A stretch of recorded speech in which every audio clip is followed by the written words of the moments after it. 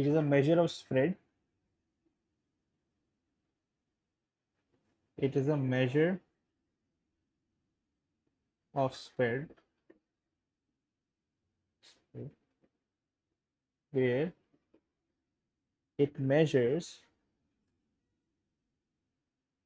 how much value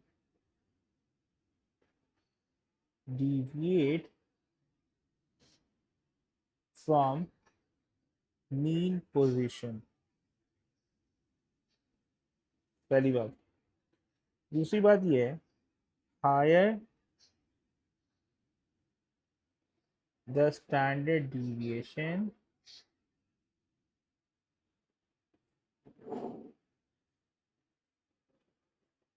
higher the inaccuracy. Higher the inaccuracy.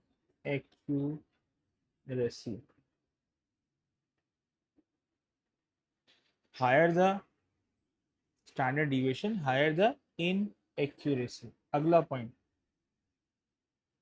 Higher the range,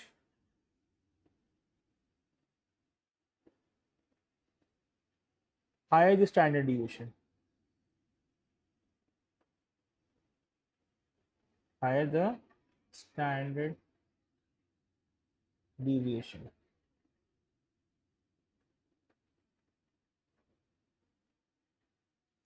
ठीक है। अब अगर मेरे पास रेंज कैसे निकालते हैं ये भी देख लो भाई। रेंज होती थी highest value minus the lowest value. ठीक है। हाईएस्ट वैल्यू स्टैंडर्ड डिविएशन क्या होता है Rania? It is a measure of spread where it measure how much the value deviate from the mean position. Higher the standard deviation, higher the inaccuracy. Higher the range, higher the standard deviation. अब range क्या होती है? Highest value minus the lowest value. जल्दी से लिखो ताकि मैं आगे बात करूं।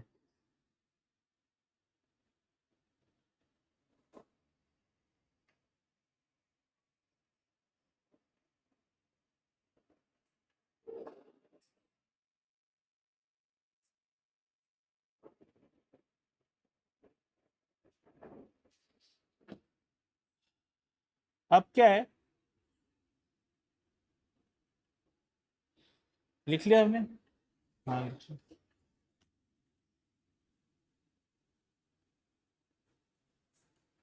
मतलब मेजर करते हैं कितनी वैल्यू डिवाइड करेगी। ठीक है, कॉपी करके बता देना।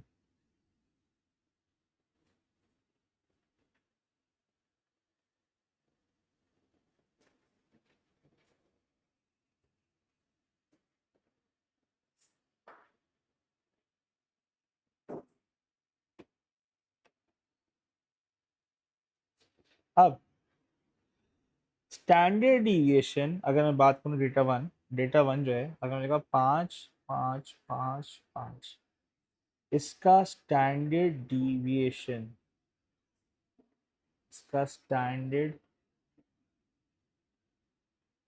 मुझे एक बात बताओ, क्या इसमें डेटा मीन से कहीं डिविएट हो रहा है? इसका मीन क्या होगा? 5 होगा, राइट? इसका मीन क्या होगा? 5। इसका मीन होगा 5। क्या ये वैल्यूज 5 से डिविएट कर रही है? क्या ये वैल्यू 5 से डिविएट कर रही है मल? नहीं। तो इसका स्टैंडर्ड डिविएशन होगा एस डी, जिसे कहते हैं। इसका साइन होता है एस डी का, देख लो, ये भी साइन भी होता है। ये साइन होता है 5 करके कुछ साइन होता है, ये साइन होता है एस डी का। तो इसका जो एस डी होगा ना, वो होगा 0। क्या होगा? 0। सारी की सारी वैल्यू मीन से मैच कर रही है, तो स्टैंडर्ड डिविएशन क्या जा रहा? 0। अगर मैं लिखूं अगली वैल्यू, मैंने कहा 10 10 10 एंड 10, इसका मीन क्या होगा? इसका मीन होगा वही एवरेज 10 ही होगा। सर 10 क्यों? 10 plus 10 plus 10 plus 10 divide by 4। Mean 10 आएगा। इसका एस डी क्या होगा? What should be the S D of this data? जी इसका स्टैंडर्ड डिवीजन क्या होगा? अगर कोई वैल्यू डिविएट ही नहीं कर रही मीन से, सारी की सारी वैल्यू 10 ही है इंक्लूडिंग 10, तो उसका स्टैंडर्ड डिविएशन क्या होगा? 0। सारी की सारी वैल्यू 10 से मैच कर रही है, तो उसका स्टैंडर्ड डिविएशन क्या होगा? 0। अंतहिल क्लियर है? रानिया क्लियर है?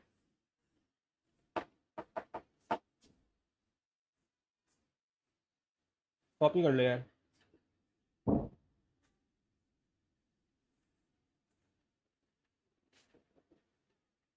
कॉपी कर लो तो मुझे बता देना, ठीक है? तो मतलब अगर मेरा मीन की वैल्यू सारी वैल्यू से मैच करेगी तो स्टैंडर्ड 0 होगा, ठीक है? अगर मेरे पास तीसरा डेटा है कुछ, ये थर्ड डेटा है, देख लो क्या हो रहा है। 5 5 5 5 6। अब यहाँ पे मसला हो गया। अब यहाँ मसला क्या हुआ है कि मुझे इसका मीन निकालना। अब इसका स्टैंडर्ड डिविएशन क्या होगा?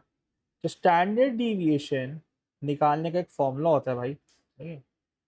देखो, बीबीए एसिफ के पेपर में उसने कैलकुलेशन नहीं करवाई थी, उससे कंपैरिजन कराया था, ठीक है? मगर कैलकुलेशन में पूछ सकता हूँ, जिस तरह वो गिर सकता है ना एग्जामिनर, तो हमें कुछ पता नहीं है, तब स्टैंडर्ड कैसे निकालेंगे? इसका एक थोड़ा सा फॉर्मूला होता है। स्टैंडर्ड डिविएशन का फॉर्मूला क्या होता है? Under root summation X square upon N minus, minus देखो मैं क्या लिख रहा हूँ, मीन का स्क्वायर। ये फॉर्मूला होता है इसका, मीन का स्क्वायर। तो स्टैंडर्ड डिवीजन निकालने के लिए पहले मीन निकालना पड़ेगा। मीन निकाल लेते हैं भाई, बिस्मिल्लाह करके। मीन क्या आएगा हमारी? 5 + 5 + 5 + 5 + 6 डिवाइडेड बाय 5। तो ये आया तुम्हारा 26/5। अमल क्लियर है यहाँ तक? क्या आया? 26/5। अब सबमिशन एक्स स्क्वायर का क्या मतलब है? इसका क्या मतलब है? इसका मतलब होता है सम ऑफ इनका स्क्वायर। सबमिशन एक्स स्क्वायर का मतलब बताऊँ क्या है?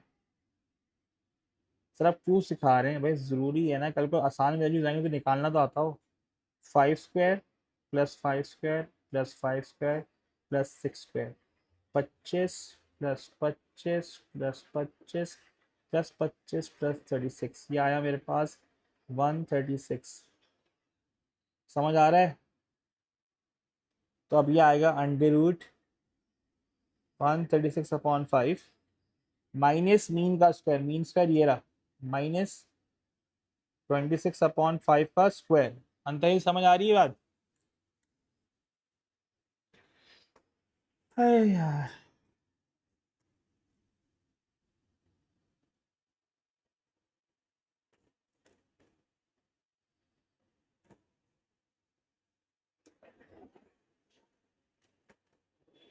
यहाँ तक क्लियर है?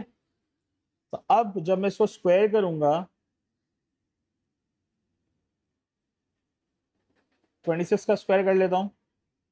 26 × 26 ये हो गया 36। 156। 26 × 26 होता है उस्ताद 676। 676/25। देखो मैं क्या कर रहा हूँ, पूरी करा के दिखा रहा हूँ, क्योंकि गुंजाइश ना छूटे आप लोग की, फिर आपको रोना ना हो कि यार ये नहीं किया था हमने। सब कर करा के भेज रहा हूँ। अब यहाँ पे एलसीएम निकालना पड़ेगा। 25 × 5। अब ये एलसीएम निकालना तो मैं नहीं सिखाऊंगा। ×5 136 × 5 हो जाता है मेरे पास उस्ताद, कैलकुलेटर का बगैर करना पड़ेगा। 136 × 5, 5 × 6 = 30, 18 ये हो गया, और 18 ये हो गया 680। 680 - 676 विच कम्स आउट टू 4/25 का स्क्वायर रूट। अंडर रूट 4/25 क्या होता है? 2/5 विच इज 0.4। 0.4 से इज माई एस डी। सबको क्लियर है यार? सबको क्लियर है? दैट्स अ 0.4, इसका एस डी 0.4 है। रानिया क्लियर है? मैंने पूरा सवाल सॉल्व करके दिखा दिया। पेपर में इस तरह का आया नहीं था। आ जाए तो वो कुछ वो हैरानगी नहीं होनी चाहिए। KSD निकाल दो, तो मैंने निकालना सिखा दिया, करना है क्या है। क्या किया, ये क्या मतलब है, इसका मतलब है सबमिशन एक्स स्क्वायर, जितनी वैल्यूज एक्स की हैं उसका सम ऑफ स्क्वायर निकालना है। सही है।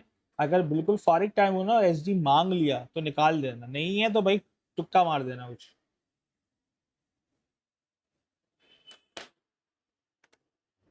सबको क्लियर है?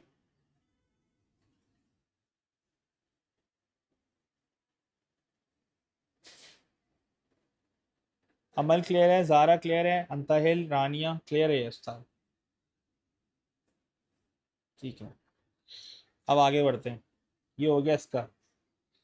अब जरा कुछ सवाल अटेम्प्ट कर लेते हैं, ठीक है? अब सवाल क्या अटेम्प्ट करते हैं, देखो। मैं कुछ सवाल लेके आया हूँ अलग से मार्केट के। उसने बोला क्वेश्चन नंबर 1, 3 दिया मैंने, सवाल दिए हैं।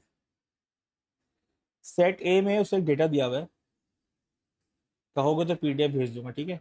कॉपी करने का टाइम लगेगा तुम लोगों को। 5 - 2 11 13 -5 9 और -8।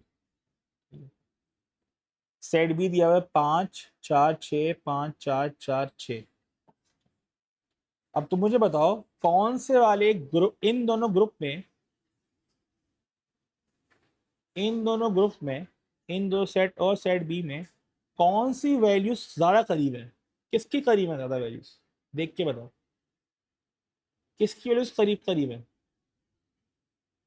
चेक करें, इसको देखें गौर से और इसको देखें गौर से। कौन सी वैल्यू सबसे, बी, बी के करीब है। जितने करीब होगी ना वैल्यूज, उतना स्टैंडर्ड डिविएशन कम होगा, उतना स्टैंडर्ड डिविएशन कम होगा। अब ज़ारा हो क्या रहा है सवाल में, उससे बोला which of the following formation is true for two set of above. अब देखो कंपैरिजन क्या कर रहा है, ये इस तरह का पेपर में सवाल आया था, if I am not wrong. अगर मैं गलत बोल रहा हूं तो बताइएगा। The standard division of set A is higher than standard division of set B and the range of set A is greater than range of set B. ठीक है। The standard division set B is higher than the standard division of set A and the range of set A is greater than range of set B. तो इसी तरह का सवाल आया था round 1 में। The standard set B is higher than the standard B, मतलब वो स्टैंडर्ड का कंपैरिजन करा रहा है, स्टैंडर्ड का कंपैरिजन करा है। आपने क्या करना है, सिंपल ये करना है। देखो मैं क्या कर रहा हूँ, स्मार्ट वर्किंग करें। तुम लोगों ने खुद बोला सेट बी के आउटकम करीब हैं, तो उसका मतलब है सेट बी की SD सेट ए से कम होगी, क्योंकि ये as values are near by,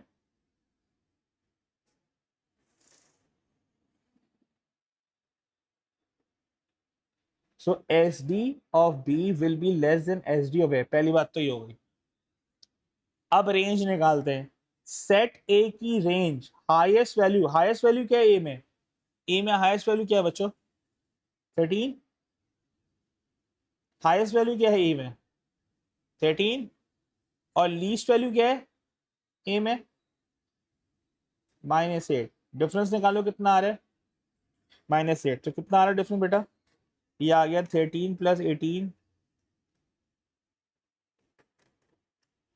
31। B की रेंज क्या आ रही है? बी में हाईएस्ट क्या है? 6। और लीस्ट क्या है तुम्हारे पास उस्ताद?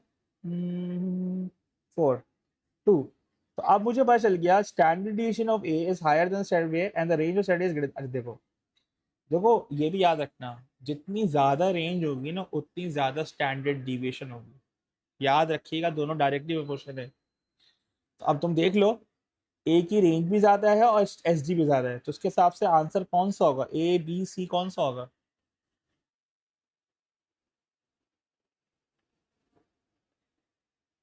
अच्छा वो 21 है, 21 कर लो। हाँ अब बताओ क्या आंसर होगा, ABC में कौन सा लग रहा है? थैंक यू सर, ए। इसका आंसर ए है कि SD ऑफ ए भी ज्यादा है और रेंज भी ज्यादा है, तो आंसर है ए। सबको क्लियर है यार? ये सबको क्लियर हो गया उस्ताद?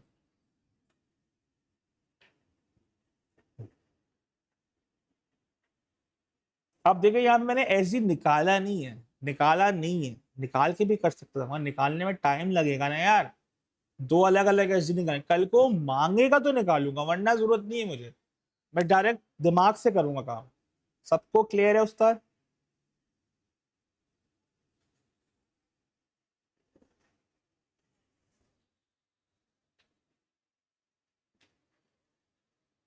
अच्छा अच्छा, चलिए अगला सवाल।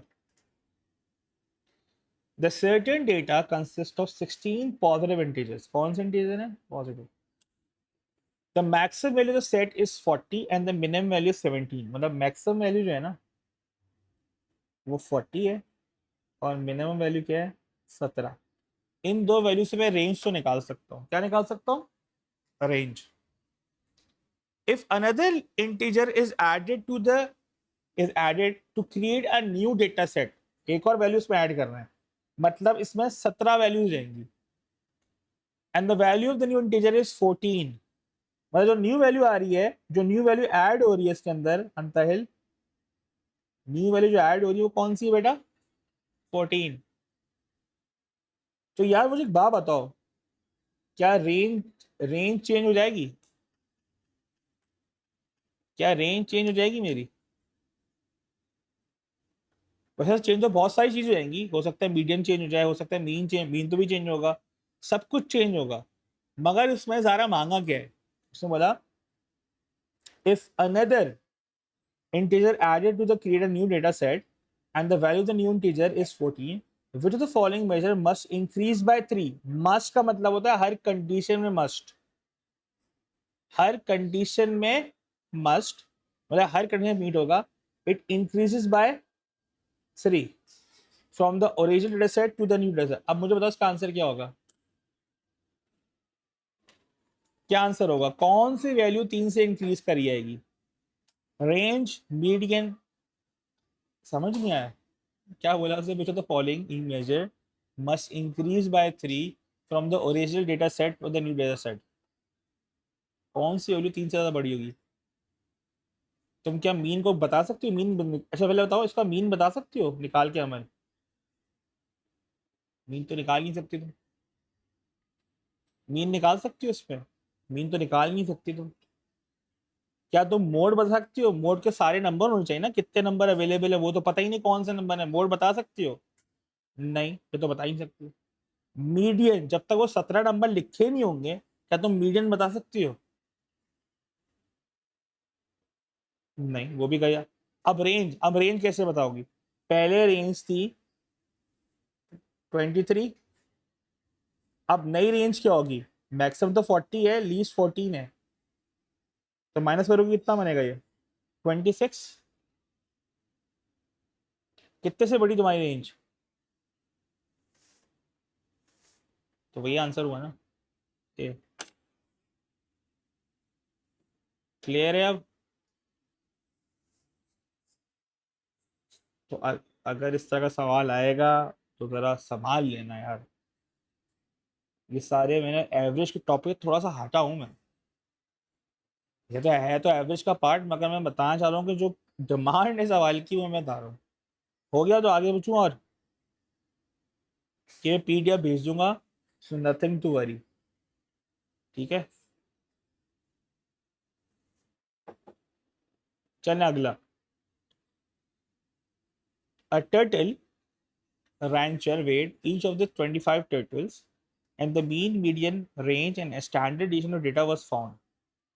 The turtle with the highest recorded weight was reweighed and found to actually weigh 2 pounds more than the originally measured. मतलब जो highest वाला बंदा था, जो highest weight का turtle था, उसको रीवे किया तो वो 2 पाउंड ज्यादा आ गया। इडियट।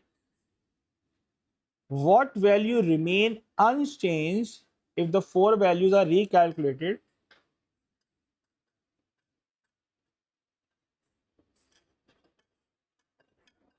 हाँ, अब बता क्या होगा? कौन सी वैल्यू चेंज नहीं होगी? अबे रेंज तो चेंज हो जाएगी रानिया, अगर वो वेट चेंज हो जाएगा।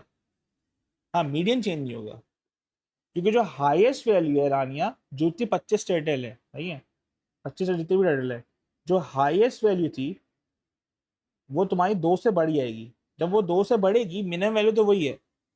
फर्स्ट करो एग्जाम्पल ले लो ना, फर्स्ट करो हाईएस्ट वैल्यू थी 100, जब 2 से बढ़ेगी तो कितनी रहेगी रानिया? 102 102। लीस्ट वैल्यू मैंने फर्स्ट करो फिक्स किया 50, तो मेरी रेंज चेंज हो जाएगी। रेंज भी चेंज होगी, मीन भी चेंज होगा, क्योंकि टोटल चेंज होगा। 2 से टोटल चेंज हुआ तो मीन भी चेंज हो जाएगा, तो मीन भी चेंज हो जाएगा, एसडी भी चेंज होगा। जाहिर बात है जब वो वैल्यू चेंज होगी तो एसडी चेंज हो जाएगा। एक वाहिद वैल्यू मीडियन वो चेंज नहीं होगी, क्योंकि मिडिल वैल्यू तो वहीं खड़ी हुई है अपनी। ज़रा क्लियर है? The value that will not change will be the median value. सबको क्लियर है? अंतहिल क्लियर है ये? क्योंकि टोटल चेंज हुआ तो मीन चेंज होगा, स्टैंडर्ड डिविएशन चेंज होगा, रेंज चेंज होगा, हाईएस्ट वैल्यू चेंज हो गई। क्लियर है बात? तो यहां तक क्लियर है? तो ये इसका आंसर था मीडियन। सबको क्लियर है? अब ये भेज दूंगा ग्रुप। एच पी का मतलब है हाईएस्ट वैल्यू लिखा है।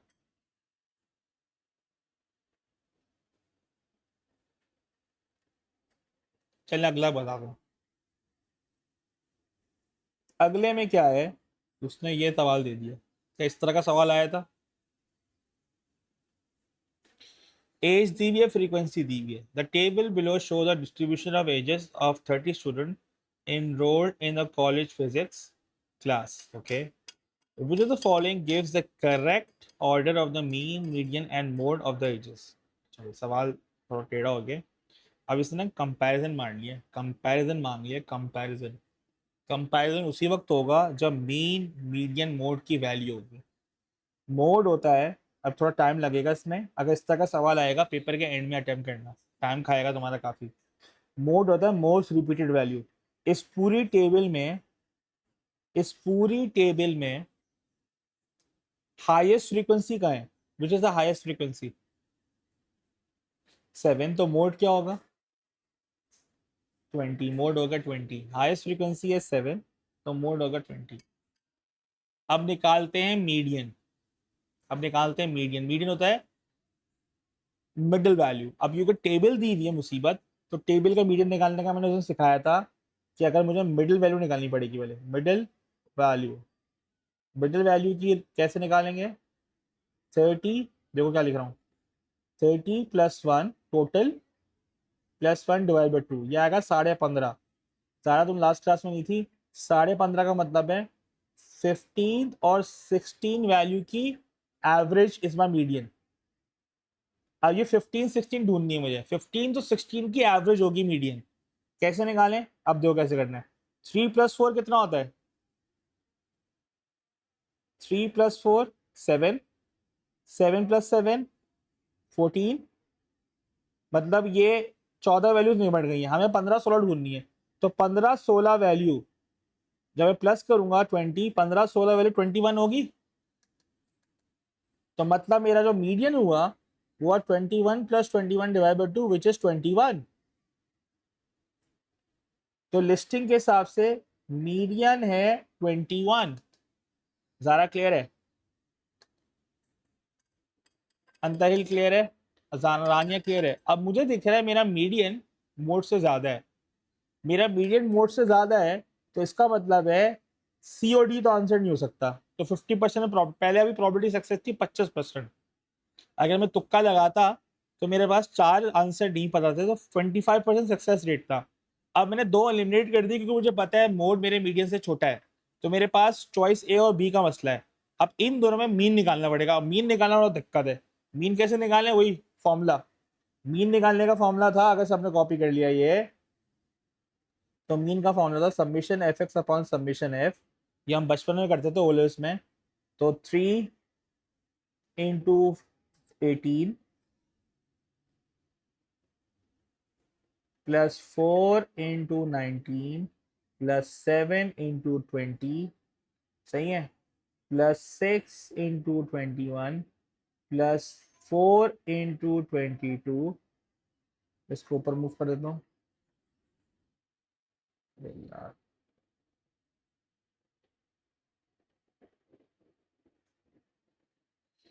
प्लस फिर क्या? अरे माइनस थोड़ी हो रहा, ज़रा लगा सकते हो उसका, थोड़ी मुझे पता नहीं क्या करना है। यू कैन अप्लाई, क्यों प्लस हो रहा है ना, तो प्लस में लगाने की जरूरत है ब्रैकेट। 4 इंटू 22 लिख दिया मैंने, 200 4 into 23 plus 1 into 26 plus 1 into 31 divided by क्या होगा, टोटल फ्रीक्वेंसी कितनी है 30। चलें, ज़्यादा क्लियर है यहाँ तक।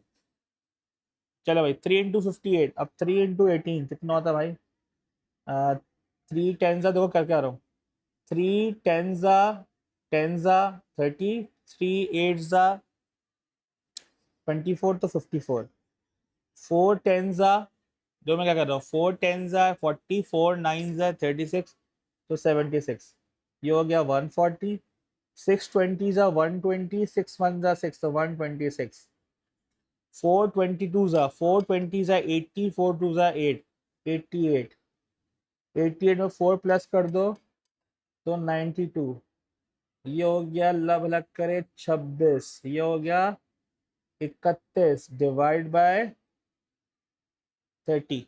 चल मेरा भाई शुरू हो जाओ, ये जानबूझ के खुद से कर रहा हूँ भाई ताकि तुम लोग को समझ आए। 30 20 90, 30 20 90, ये हो गया अल्लाह भला करे, इसको प्लस कर लो पहले, ये हो गया 140, सॉरी 130, 270, ये हो गया 396, अब प्लस करो कितना बन रहा है, सब लोग अपना निकालो, मैं अपना प्लस कर रहा हूँ, सब अपना निकालें, सब अपना प्लस करें। सर पेपर में यार इतना लंबी कौन करेगा भाई, लंबी करनी पड़ेगी, आई भी जाना है ना, तो पापड़ बेलने पड़ेंगे बॉस। आपसे 10 गुना बेहतर बच्चे बैठे होते हैं वहाँ पे, तुम लोगों को अंदाज़ा हो चुका होगा। 633, अगर लड़ना है तो देना पड़ेगा हिसाब किताब, ये हो गया 633/30, 633/30। अच्छा इसको इस तरह भी कर सकते हो यार, पहले सारे टेंस कर लो, 30 20 50, 50 प्लस 90, 50 प्लस 90 140, 140 प्लस 80 कितना हुआ 220, 220 प्लस 100, 100 कर लो, सही है 320, 320 प्लस 100 420, 420 प्लस 70 कर लो 490, 490 प्लस 50 कर लो, सही है 540, फिर सारी यूनिट कर लो 5 6, सही है 40 26 8 2 6 1, आंसर यही आएगा। अब इसका आंसर आ रहा है, सिंप्लीफाई करोगे तुम लोग, ये आएगा 21.1 शायद, if I am not wrong, divide होगा 3 से, ये 633 डिवाइड बाई 3 30, कितना है 21.1। अब मुझे बताओ मीन बड़ा है या मीडियन बड़ा है, कौन सा बड़ा है, इसका आंसर क्या होगा, ए बी सी डी में क्या आएगा,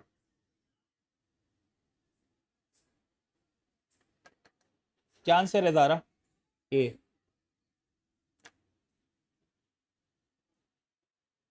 ये मैं जानबूझ के करा रहा हूँ इतनी कैलकुलेट, ताकि ये ना बोलने को हो कि सर आपने कैलकुलेट के नहीं दिखाया, मैं कैलकुलेट करके दिखा रहा हूँ।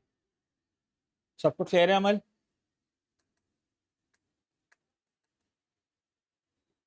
ठीक है।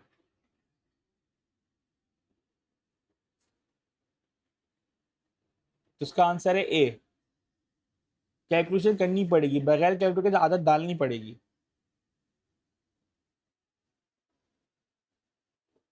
अंताल क्लियर है, आगे बढ़ू,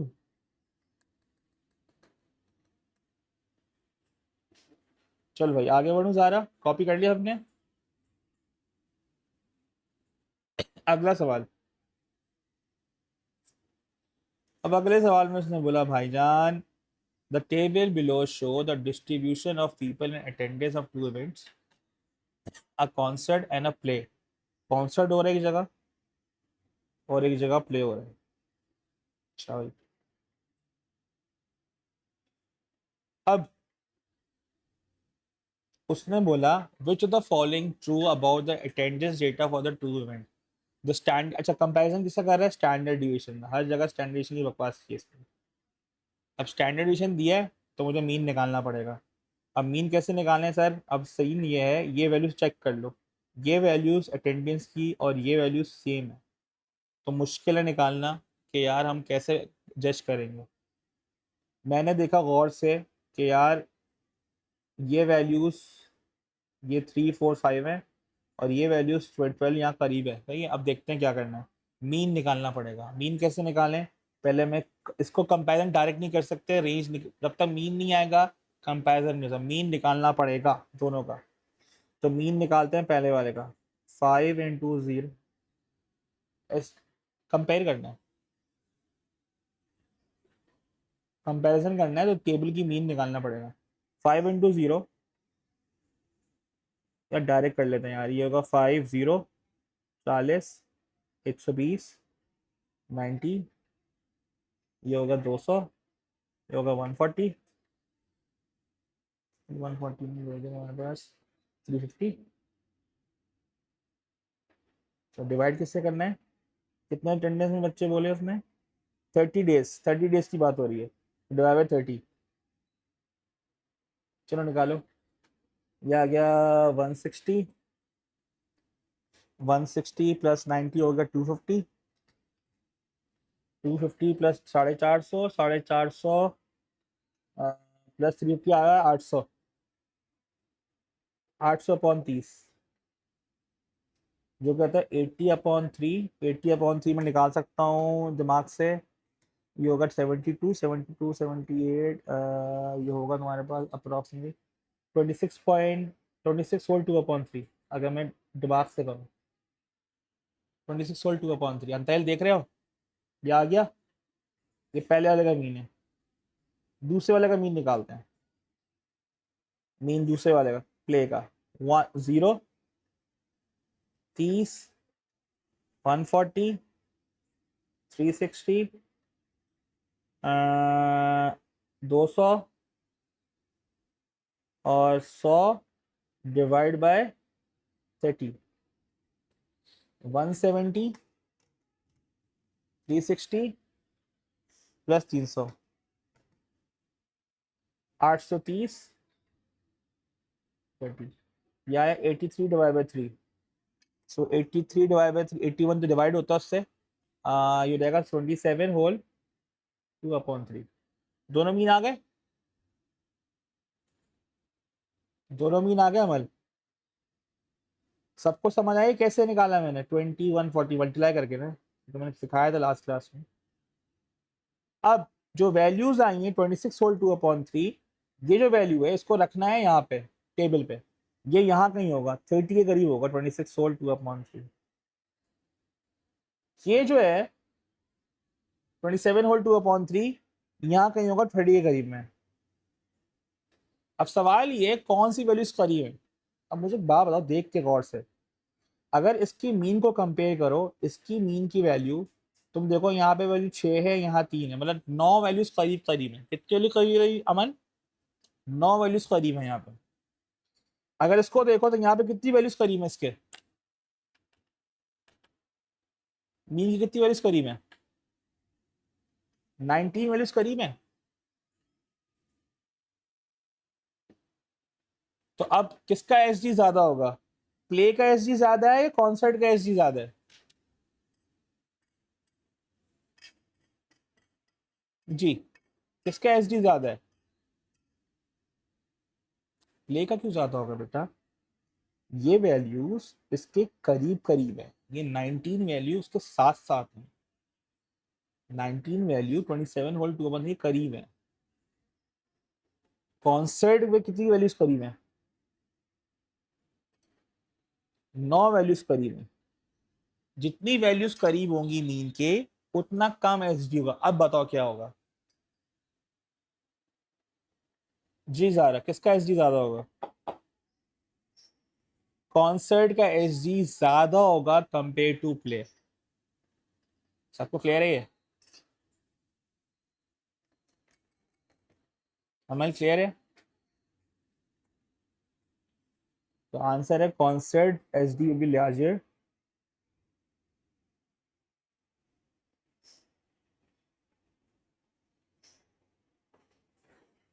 तो इसका आंसर होगा उस्ताद सी।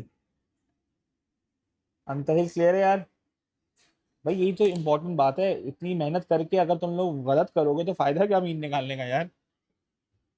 मीन निकालो, चेक करो मीन के करीब वैल्यूज कितनी है, उसकी वैल्यू 19 है, उसकी वैल्यू कितनी है, 9 है। 19 वैल्यू बहुत करीब है, 30 में से 19 तो यहाँ चले गए। सही है। जितना ज्यादा फैला होगा डेटा ना, मीन से दूर होगा, उतना एसडी ज्यादा होगा। जितना वैल्यू मीन के करीब होगी उतना एसडी कम होगा। ये है सीन इसके अंदर। रानिया क्लियर है?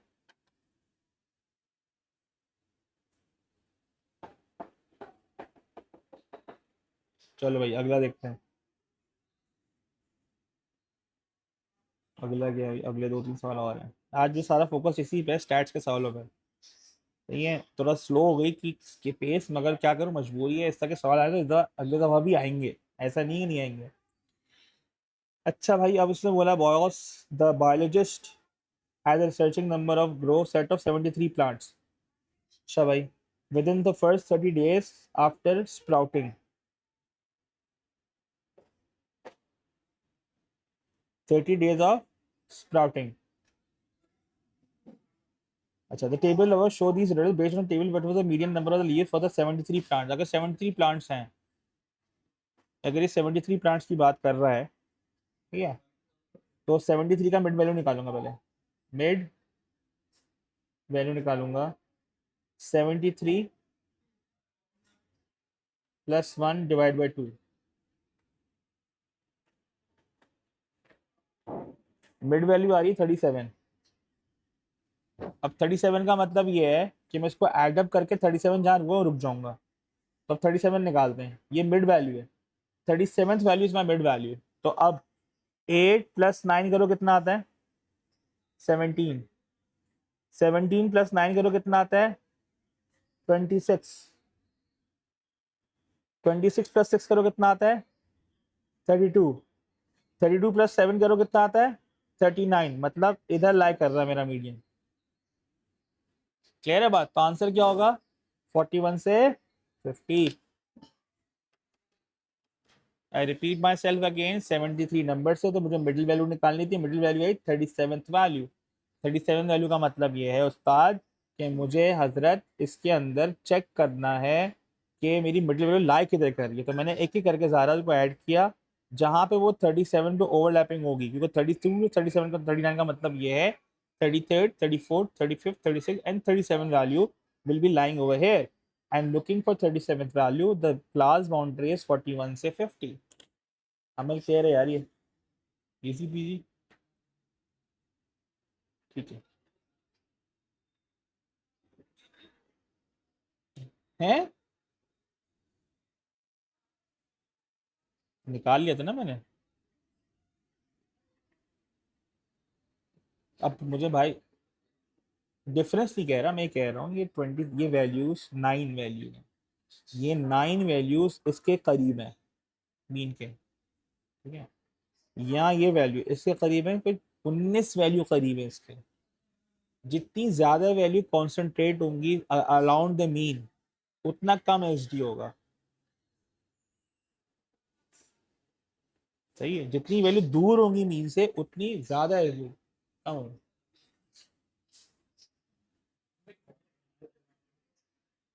ठीक है, चलने आगे देखते हैं। चल भाई, अब क्या हुआ अंतहल, ये स्टार्ट के सवाल करा रहा हूँ एवरेज टॉपिक में, मगर जाहिर है मजबूरी है हमारी, करना तो है हमें, सबके सवाल सब के सवाल करने हैं। अब यहाँ पे उसने सवाल दिया, मैं सवाल ढूंढ ढांड के लाया हूँ ये। सही है, अब उसने कहा नंबर ऑफ, इसकी भी रिकॉर्डिंग भी कर ली है मैंने, ठीक है। तो मैं अभी अपडेट कर दूंगा, रिकॉर्डिंग डालूंगा उसके अंदर।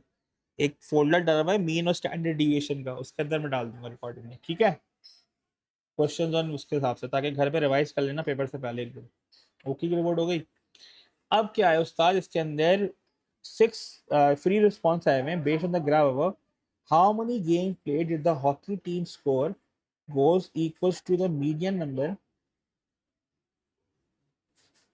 नंबर ऑफ वोट्स चाहिए, मीडियन निकालना है। अब हमें तो फ्रीक्वेंसी टेबल से मीडियन निकालने की आदत है, कोई टेंशन नहीं। मीडियन निकालने के लिए हम क्या करते थे, मीडियन निकालने के लिए हमें फ्रीक्वेंसी टेबल चाहिए होती। अब यहाँ फ्रीक्वेंसी टेबल नहीं दी हुई, अब ये नहीं बैठ के टेबल बना रहे हैं। अब आप यहाँ पे फ्रीक्वेंसी मेजर करो, यहाँ 0 दिया, 2 दिया, तो यहाँ फ्रीक्वेंसी 1 होगी। ये फ्रीक्वेंसी दी हुई है सामने, वाई पे फ्रीक्वेंसी होती है। यहाँ 1 है, यहाँ 2 है, यहाँ 2 पे आया 3, यहाँ 3 पे है तुम्हारे पास उस्ताद 7, और यहाँ 4 पे मेरे पास फ्रीक्वेंसी है 4। ये सारी फ्रीक्वेंसी आ गई। ज़रा प्लस करो, कितने हैं ये, प्लस करो ये। 4 + 7 11, 14, 14 + 3 कितने, 17। 17 नंबर्स हैं ये, 17 नंबर्स हैं बच्चों ये। 17 नंबर का मतलब ये है, अगर मैं सबमिशन f+1/2 करूँ, मतलब 17 + 1/2, तो मेरे पास वैल्यू क्या आ रही है, नाइन्थ वैल्यू मेरी मिडिल वैल्यू है। अमल, नाइन्थ वैल्यू मेरी मिडिल वैल्यू है। तो ज़ारा 1 + 2 + 3 कितना हुआ, 6 हो गया। और 6 में जब 7 प्लस करूँगा कितना बनेगा, 13 होगा। क्या 13 में नाइन्थ वैल्यू ऐड कर, 9 वैल्यू मिलेगी आपको, बिल्कुल मिलेगी। तो मेरा मीडियन कितना है, 3 गोल्स।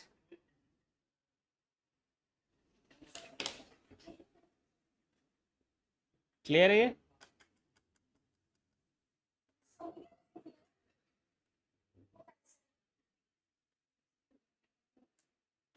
अंतहिल क्लियर है, अमल क्लियर है।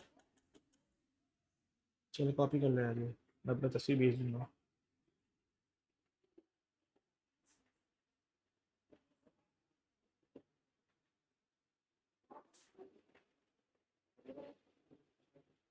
चल अगला सवाल।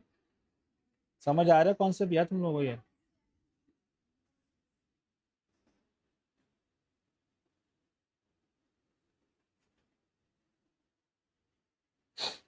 चलें, अब इस तरह कोई फारिग सवाल आ गया पेपर में, शदीद फारिग सवाल आ गया। अब उसने क्या किया, एक डेटा दिया हुआ है, उसको पढ़ भी लो, सवाल में मान गया, पहले सवाल को पढ़ लो। Two economics classes of 25 students, each both played a mock investment game in which each student was given a simulated amount of money to invest. The final values of students' simulated account for both classes are shown in the two chart above. If SA and SB are represent standard deviation, and RA and RB represent the ranges of class A and class B. अच्छा, ranges और standard की बात कर रहे हैं। Which of the following choices correctly express the relationship of the two classes range and standard deviation of the final account value? सबसे पहले हम काम करेंगे रेंज पे, क्योंकि रेंज निकालना आसान होता है, highest value minus the least value. तो अमल अगर देखते हैं रेंज को, तो रेंज अगर मैं एक ही निकालूं, तब पढ़ लिया, यहाँ वैल्यू दी हुई है 1000, और यहाँ वैल्यू दी हुई है उसने 100, इफ नॉट रॉन्ग। तो उसकी रेंज कितनी हुई, रेंज कितनी हुई, 900। ठीक है, अब नीचे वाले बी वाले पे देखते हैं। बी वाले में ये है 1400 ज़ारा, और जो लीस्ट वैल्यू है वो है 500। तो 1400 माइनस 500 कितनी हुई, 900। मतलब दोनों की रेंज बराबर है। दोनों की रेंज के बराबर का मतलब ये है कि ये तो ये होगा या तो ये होगा। दोनों में से कोई एक आंसर है, बल्कि तीन हो सकते हैं भाई, तीनों में से कोई एक आंसर है। अब तीनों में से आंसर ये है, अब कौन सा भी हो सकता है। अब मुझे देख के बताओ, एक डेटा ये है, तो थोड़ा सा करीब करीब वैल्यूज है, और एक डेटा ये है, कौन सा वाली का स्टैंडर्डेशन ज्यादा होगा, देख के बताना। कैलकुलेट तो कर नहीं सकते। जी बच्चों, what should be the SD. SD निकालने को तो नहीं बोला, तुम लोग बताओ तजुर्बे से। ये वैल्यू करीब, ये क्लस्टर है और ये थोड़ी फैली हुई है, कौन से वाले की स्टैंडर्ड ज्यादा होगी, ए की या बी की। सबका मैं पॉइंट ऑफ व्यू लूंगा। स्टार्टिंग में अंतहिल, जी अंतहिल, किसका स्टैंडर्ड ज्यादा होगा, ए का बी का।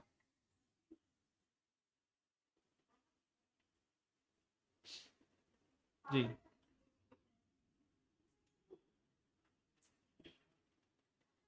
अंतहिल, हेलो।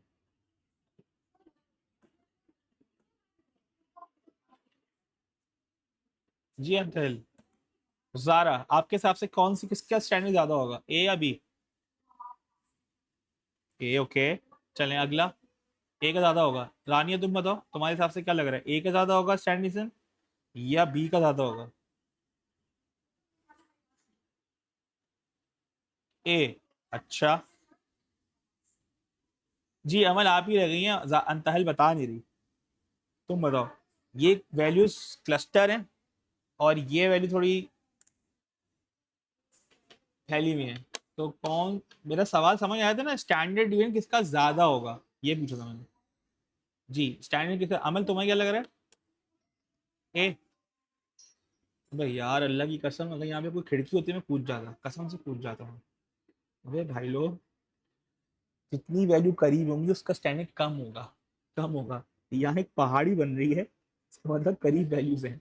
यहाँ पे वैल्यू फैली हुई वैल्यूज हैं। तो बताओ, कूदना बनता है ना यार, मेजर स्प्रेड ज्यादा है ना। क्यों भाई, ये वैल्यूज तो देखो यार, क्या है ये। अगर मेरे पास, चलो पहली दफा पढ़, अगर मेरे पास ये डायग्राम है ना और एक ये डायग्राम है, ये डायग्राम है, अब बताओ किसकी वैल्यू फैली हुई है, ऊपर वाले की नीचे वाले की? जी, उसका स्टैंडर्ड ज्यादा है। क्लियर है? हाँ जी, तो इसका आंसर है the standard deviation of A is less than the standard deviation of B. तो इसका आंसर है सी। अमल क्लियर है?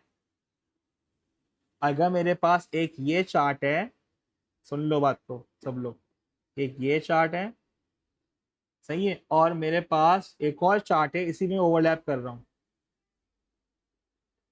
ये चार्ट है, कौन सा वाले का स्टैंडर्ड कम होगा? रेड वाले का स्टैंडर्ड कम होगा, क्योंकि वैल्यूज करीब करीब है। समझ आ रही है? जितना ग्राफ फैला हुआ होगा सारा, उतना स्टैंडर्ड ज्यादा होगा।